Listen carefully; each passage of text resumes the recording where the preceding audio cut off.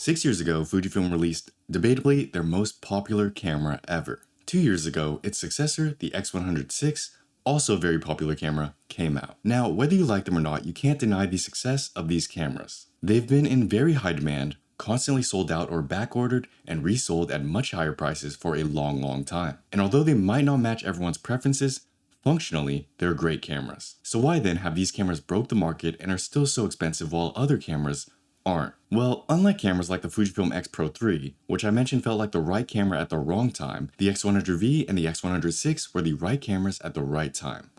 Let's get started. The perfect storm. The success of the X100V and X106 is due to what I'd consider a perfect storm. A bunch of coinciding elements that came together and made people want this camera. There are plenty of these, but today we'll just cover the main three. Smartphones. Smartphones, although many can see as a competitor to the X100, actually led many to buy one later. You see, the 2010s was characterized by pushes and pulls in the consumer market. For a while, people pulled away from cameras because everyone now had one on their phone. Phone cameras were more convenient, actually started taking good pictures, and were much easier to post with on newly prolific social media platforms. And many people could care less about carrying a separate camera just for photography. It was just less convenient. During that time, 4 iterations of the X100 existed, the X100 to the X100F. These weren't bad cameras and were actually well liked within the photography community, but they existed for years without making waves like the X100V. This is because although they were good cameras, the general market wasn't quite ready for them. Everyone was using their phones, so it wasn't the right time. Fast forward to 2020 and things began to change. By then, the saturation of smartphones was becoming tiresome and their pictures felt stale. Everyone's photos looked the same, the downsides of overusing your smartphone was noted, and people wanted something different. Hence, cameras like the X100V began to take off. This also coincided with a resurgence in film photography, so let's talk about that. The film train.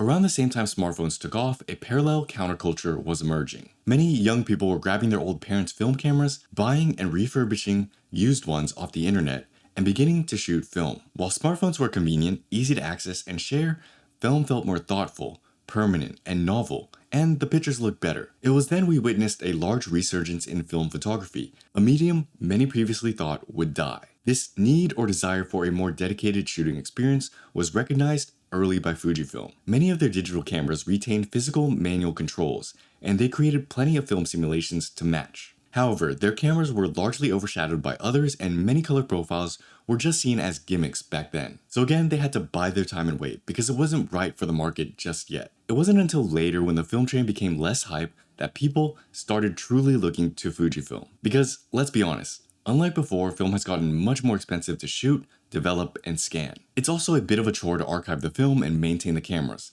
Many of them are old and have problems. So it became an obvious choice. If I could get similar, good film-like photos from a digital camera with the same manual shooting experience, why not use that? It's easier, more convenient, transfers are fast, archiving takes less space, and it's not a smartphone. It makes sense in retrospect, it just took a while for these products to develop and for the market to accept. So finally, let's talk about the last nail in the coffin that made the X100V the right camera at the right time. COVID 2020. Perhaps the most pivotal gateway for the X100V's success was a blip in time we're all familiar with. In 2020, when the X100V was released, was when COVID struck and changed the world forever. Labor moved from in-person to remote, and everyone washed their hands more. But paired with that, everyone also ended up with a lot more free time. People were going out less, there was more time away from work to think, and many found themselves questioning their lives and existence. Is this really what I want to do with my life? How do I actually want to spend the next 5 years? What's actually important to me? It's funny how much clarity can be achieved when you're not busy all day. It's here I saw many people around me start to pursue new hobbies. Things no one had time for, they suddenly had a lot of now.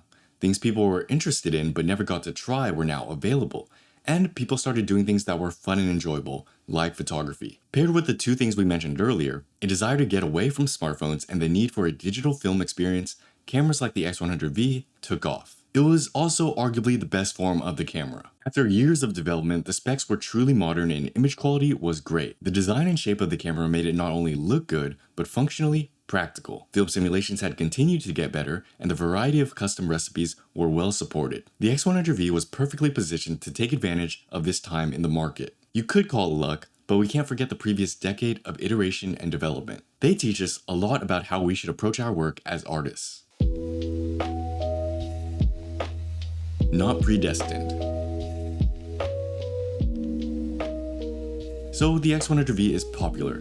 Great, we know that. But what does that mean for us as photographers? Well, I make these points not to flex the camera, but to drive home a lesson we can all make use of. You see, success in anything isn't easy or predestined. One can look at cameras like the V or 6 and claim it was all luck, that all of these social and cultural movements made it happen. And without them, would this camera actually have taken off? Maybe not, but in actuality, you can't just look at the V and ignore all the previous iterations before it. The success of the V impinged on 4 previous, not as popular cameras. Again, this doesn't mean that the previous generations were bad or failures, just that the scale of popularity was vastly different. It took a whole decade of continuous improvements and work to make this camera what it is today, not compromising on the values and intent of what was being built, not quitting and jumping ship, and little expectation of a future payoff like so. How many people can say they've truly worked on building something and making it better for an entire decade? I think a lot of people nowadays, especially in a fast-moving, dopamine-infused, short-form world, find it difficult to be patient. They find it hard to work on something consistently for a long time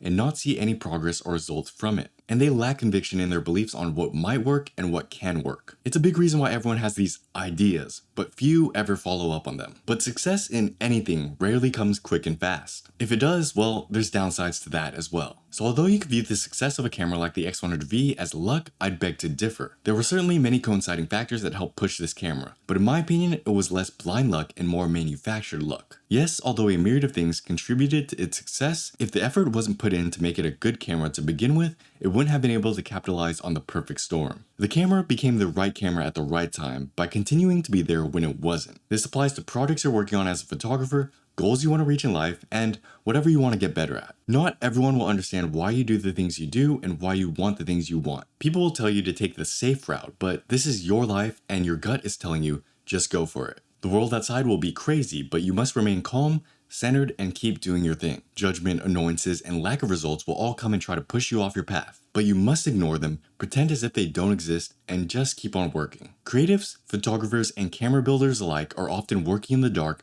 with little to no expectation of payoff. You can't prove something is going to work. You can only keep working on it. So this process is normal, and if you're doing anything worthwhile in life, that's the takeaway. Don't worry about timing, don't worry about it being too late, don't worry about results. Because it probably won't be the perfect time. But it also doesn't matter because we can't control timing. That's why they say the best time to start was yesterday, and the second best time is today. So if we just start, stick with it, and continue to improve, eventually it will be the right time. And when it does, we'll be ready for it. It's either that or do nothing, be unprepared, and miss yet another opportunity. That's the big lesson we can take from the X100V being the right camera at the right time, and I hope it serves you well. If you're interested in learning more on how to improve your photography, shoot more and stress less, check out Photography Systems. We deal a lot with the framing and psychology of getting better, and I think you'll find it useful. But anyways, thanks for watching, happy shooting, have a great day.